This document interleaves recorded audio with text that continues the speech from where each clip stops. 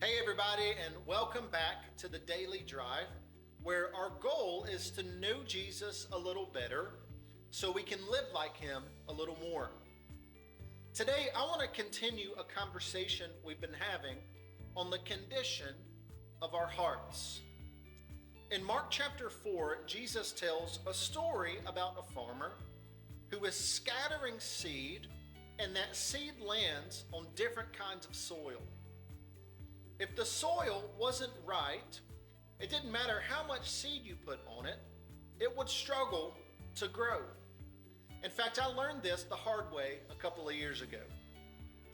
Several years back, while living on the Mississippi Gulf Coast, my sweet wife wanted to plant a garden in our backyard.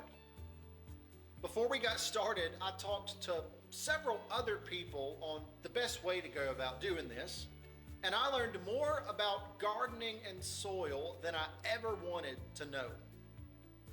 I learned that where we lived on the Mississippi Gulf Coast, about a mile or two off the beach, the soil was very sandy.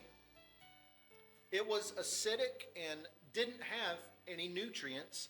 And if you were to plant something in that soil, it wouldn't be in the right type of environment for it to grow. So what we had to do was change the condition of the soil.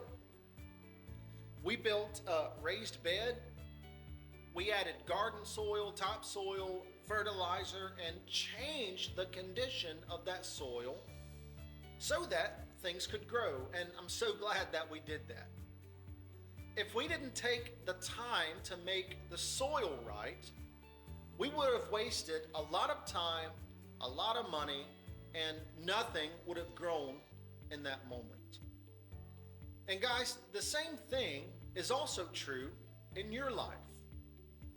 If the soil isn't right, the right things won't grow in your life, but the wrong things will grow in your life. And in Mark chapter 4, Jesus is using this analogy to help us understand that if our hearts aren't right, the things of God will never grow in our life. So we need to change our hearts. Today, I want to look at what Jesus calls thorny soil. Listen to what Jesus said as he describes this soil in Mark 4:18 through 19. Still others, like seed sown among thorns, hear the word, but the worries of this life, the deceitfulness of wealth, and the desires for other things come in and choke the word, making it unfruitful.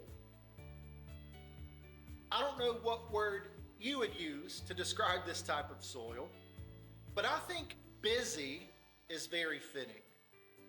When we are busy worrying about all kinds of things in this life, when we're busy chasing after wealth, when we're busy trying to fulfill our desires for the things of this world, it's hard for the things of God to grow in our lives.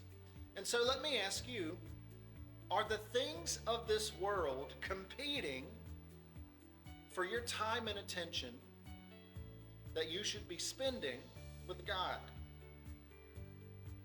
Do you find yourself saying, I don't have time for church, or I don't have time to pray?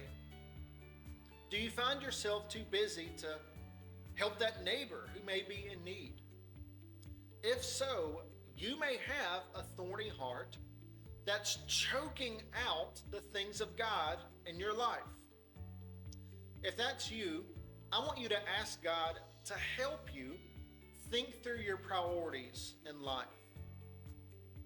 Ask him what needs to become less of a priority and what needs to become more of a priority. That simple conversation will help you live like Jesus a little more.